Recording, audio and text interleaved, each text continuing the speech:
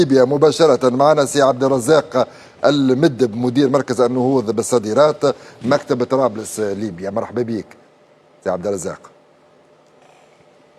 المشاهدين اهلا وسهلا به. تونس تشارك في الدورة 52 من معرض طرابلس الدولي.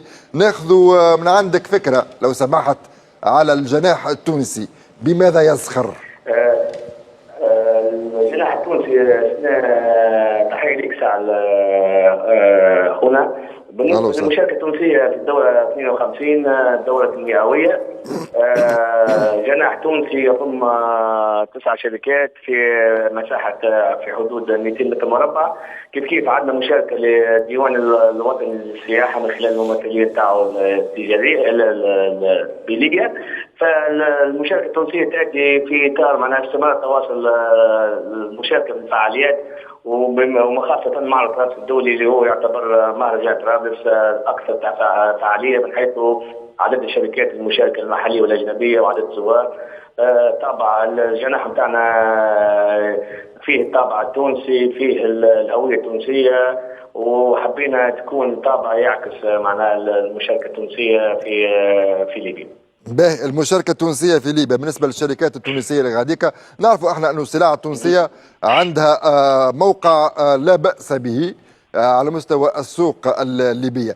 بشنو ممكن تزيد اليوم الشركات التونسية هذه على مستوى الترويج وعلى مستوى السمعة كذلك؟ انه ما يهمش الترويج اليوم وغدوة تقف عملية الاستهلاك، هي على مستوى السمعة مهمة جدا. شنو ممكن تزيد الشركات هذه من خلال المعرض هذا، خاصة في ظل دخول بعض السلع من بعض الدول لأسباب سياسية وإيديولوجية؟ نحكي عن السلع التركية في منافسة ومزاحمة كبيرة برشا للسلع التونسية في السوق الليبية. هو للمعلوم انه منذ عوده البعثه الدبلوماسيه في سنه 2021 كيف عوده فتح مكتب مركز النهوض بالصادرات بطرابلس، الحق ورجعت تنشيط مناخ الاعمال، ولمسنا هذا زاد في عوده المنتجات التونسيه اللي هي تحظى بسمعه لدى المستهلك الليبي. المستهلك الليبي يعرف المنتج التونسي ويعرف عنده ثقه في جوده المنتجات.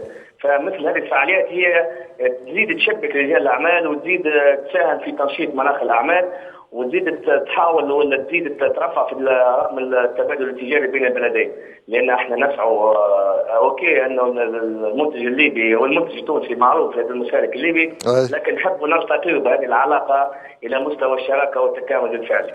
هذا هو الهدف نتاع الحضور نتاعنا في ليبيا، ان مزيد تشبيك رجال الاعمال، مزيد تنسيق التعاون بين البلدين وحلحله كل المشاكل اللي تعترض اصحاب الاعمال من الطرفين. به بالنسبه للي ما عندهمش معلومه، المتواجدين في طرابلس حاليا من كل الاشقاء اللي يتابعوا فينا الان يحبوا يزوروا الجناح التونسي، الى متى سيستمر هذا المعرض باش يعملوا حسابهم؟ هو غدا باش يكون اخر يوم، هو المعرض انطلق يوم 16 ابريل الى يوم 21 ابريل. متواجدين احنا مع مركز نهوض بالصادرات من خلال ممثليه كيف مركز نهوض بالصادرات من تونس، كيف البعثه الدبلوماسيه متواجدين على ذمه الشركات من اجل الاحاطه، نعطوهم المعلومه، نعرفوهم برجال الاعمال. هذا هو دورنا مع تبسيط كل المشاكل وباش انهم يخدموا في ليبيا باكثر اريحيه.